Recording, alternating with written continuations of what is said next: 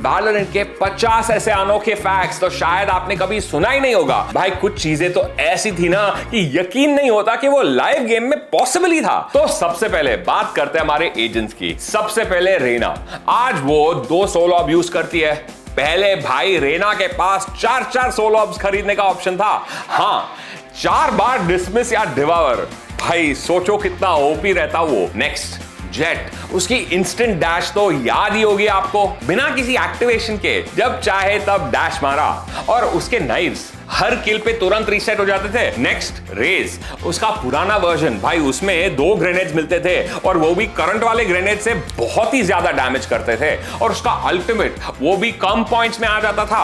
मतलब बूम ही बूम हर जगह। क्या आपको पता है एक ऐसा एजेंट भी था जो लीक भी हुआ था बट कभी रिलीज नहीं हुआ था? उसका नाम था शैटर। उसकी एबिलिटीज के आइकॉन्स और नाम जैसे क्लोन, एक्सप्लोड, डिकॉय सुन के लगता है ना योरू का बाप लगता है। आई मीन योरू से पहले आया है। शायद रायट ने सोचा नहीं ये ज्यादा हो जाएगा। Next up women. ओमेन भाई का लुक भी हमेशा से इतना मिस्टीरियस नहीं था। अर्ली गेम फाइल्स में ओमेन का डिजाइन काफी इंसानों जैसा था। मतलब उसके 3 आंखों वाला स्लैश नहीं था बल्कि 2 प्रॉपर आंखें थी भाई के पास। Imagine Omen with a normal face, कितना अजीब लगता है यार। नेक्स्ट केओ।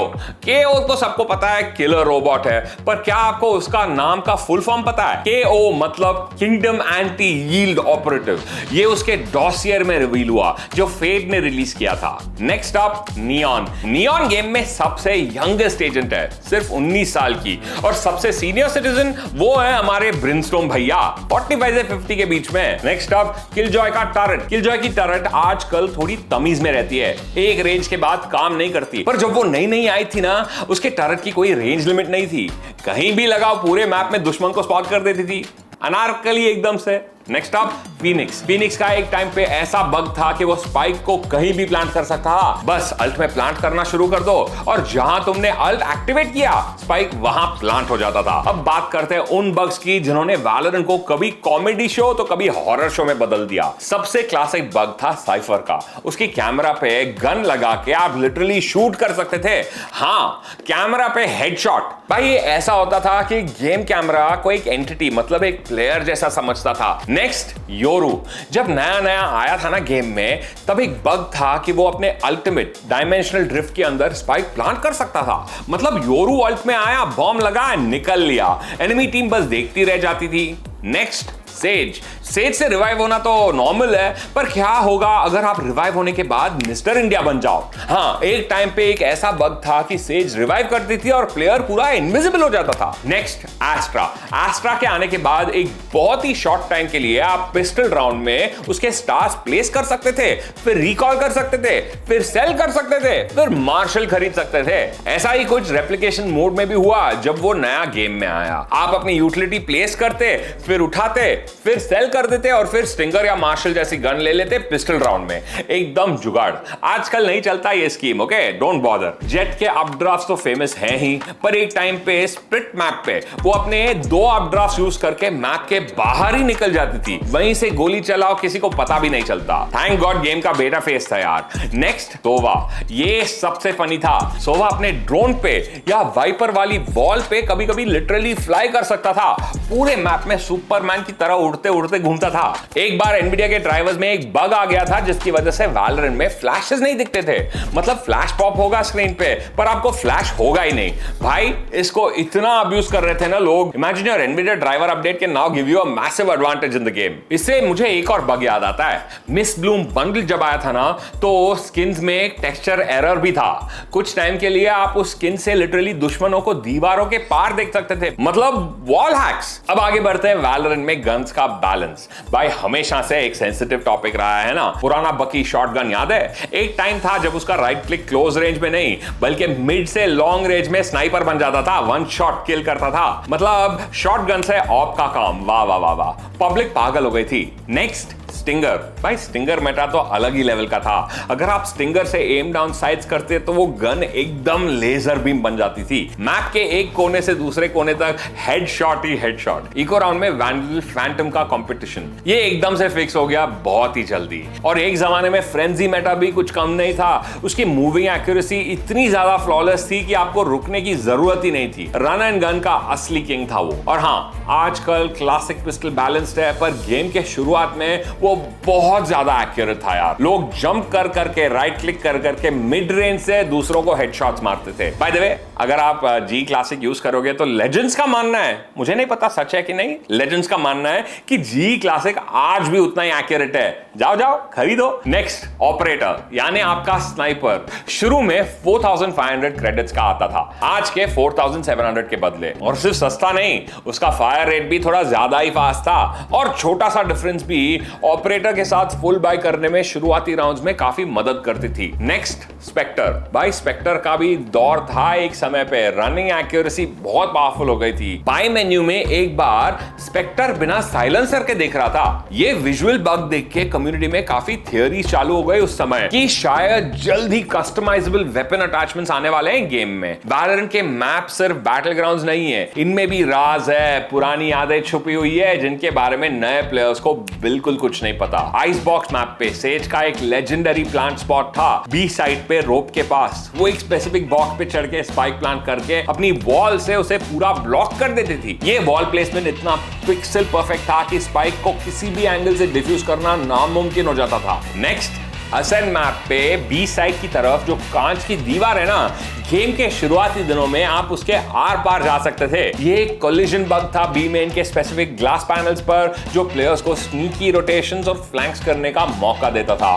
डिफेंडर्स को चमका देकर। नेक्स्ट, जब वैलोरेंट फुली रिलीज हुआ ना, तो गेम में सिर्फ 4 मैप्स थे, स्प्लिट, हेवन और बाइंड बेटा से आए थे और असेंट रिलीज डे पे आया था। हर मैप अपनी यूनिक आइडेंटिटी के लिए जाना जाता है। आइस बॉक्स पे बी साइड में जो बड़ा सा येलो क्रेट है वो हमेशा से सीधा नहीं था, वो एक जमाने में टेढ़ा भी था। इसकी वजह से साइड पे और भी कॉम्प्लेक्स एंगल्स, काफी कवर प्ले पॉसिबल होते थे। नेक्स्ट, क्या आपको पता है वैलोरेंट का हर मैप किसी ना किसी रियल लाइफ लोकेशन पे बेस्ड है। सनसेट लॉस एंजलिस में, स्प्लिट टोक्यो जापान में, आइस बॉक्स रशिया के बेनेट आइलैंड पे, बाइंड मोरक्को के राबत शहर में जहां की आर्किटेक्चर मैप में साफ दिखती है, असेंट वेनिस इटली में, लोटस सदर्न इंडिया के फोरस्टेड माउंटेन्स में और ब्रीज बर्म्यूडा ट्रायंगल में। फिर इसके अलावा मैप के और भी फैक्ट्स है। असेंट मैप पे एक मिड एरिया में एक बेंच है जिसपे टॉम केंच, जो एक लीग ऑफ लेजेंड्स का कैरेक्टर है, उसका चेहरा बना हुआ है। ये राइट का एक छोटा सा मजेदार ईस्टर एग है जो लीग के रिवर किंग को थोड़ा प्यार देता है। ऐसा ही लीग ऑफ लेजेंड्स का रेफरेंस स्प्लिट मैप पे भी है। डिफेंडर स्पॉन के पास एक स्कटल शैक है जो लीग के स्कटल क्रैब्स को रेफर करता है। ये एक फनी टेक है क्योंकि लीग प्लेयर्स स्कटल क्रैब्स को विजन और गोल्ड के लिए मारते हैं। नेक्स्ट, पर्ल मैप पे डिफेंडर स्पॉन के पीछे एक जगह है द गार्डन ऑफ हीरोज के नाम से। वहां आपको फीनिक्स, सेज, ओमिन, जेट, यार इन चारों के स्टैचूज मिलेंगे। ये उन फर्स्ट 4 एजेंट्स का ट्रिब्यूट है जो इनिशियल सिनेमैटिक्स में फीचर हुए थे, एक तरफ से फाउंडिंग मेंबर्स की याद में। Next up, sunset map. इसमें अगर आप मैप के बाहर अटैक होने वाले साइड से देखोगे तो आपको एक पूरा बास्केटबॉल कोर्ट दिखेगा।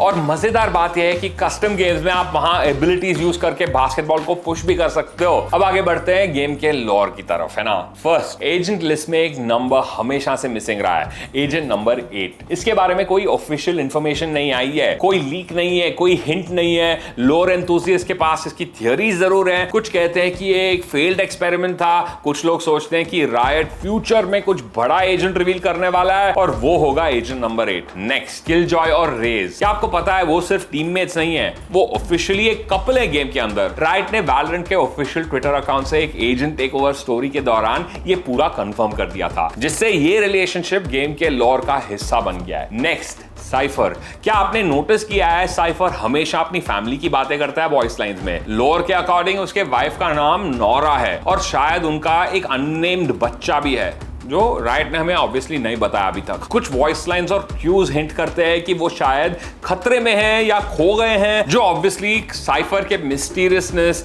थोड़ा ट्रैजिक कैरेक्टर साइड दिखाता है ना। अगला है जेट। पता है जेट वैलोरेंट प्रोटोकॉल ज्वाइन करने से पहले सोल में एक शेफ थी, उसका रेस्टोरेंट एक बड़े से विंडस्टॉर्म में तबाह हो गया, जो शायद उसकी अपनी पावर्स की वजह से ही आया था। नेक्स्ट ब्रिमस्टोन और वाइपर। क्या आपको पता था ये दोनों वैलोरेंट प्रोटोकॉल के फाउंडर्स हैं, जो वैलोरेंट प्रोटोकॉल से पहले एक ऑर्गेनाइजेशन थी और इनिशियल रेडियनाइट क्राइसिस से डील कर रही थी। रेना अपनी बहन लूसिया को जिंदा रखने के लिए दुश्मनों की सोल्स डिवॉर करती है और इसमें उसकी मदद वाइपर करती है, क्योंकि लूसिया की हालत बहुत क्रिटिकल है। अगला है हाबर, द देसी एजेंट। पता है किसका कोच है ये?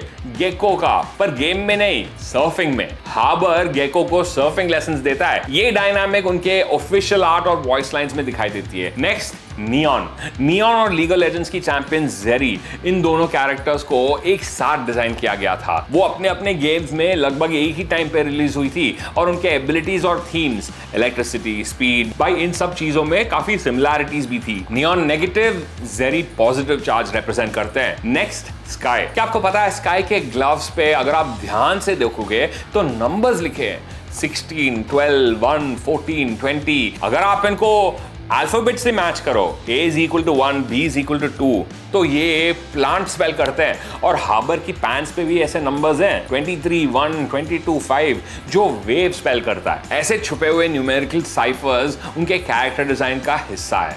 आगे बढ़ते हैं गेम की अजीब सेटिंग्स और कम्युनिटी किस्से की तरफ। गेम के अंदर और बाहर वैलोरेंट कम्युनिटी ने कुछ यादगार, कुछ यार अजीबो गरीब, कुछ यार कंट्रोवर्शियल चीजें देखी है जिन्होंने गेम की जर्नी को शेप किया है। पहला वैलोरेंट का जो हाईएस्ट रैंक है ना, उसका नाम हमेशा रेडियन नहीं था। गेम के बहुत ही अर्ली क्लोज्ड अल्फा फेज में सबसे ऊपर वाले रैंक को वैलोरेंट ही कहते थे। इमेजिन आपके दोस्त आपसे पूछे, भाई वैलोरेंट में क्या रैंक है?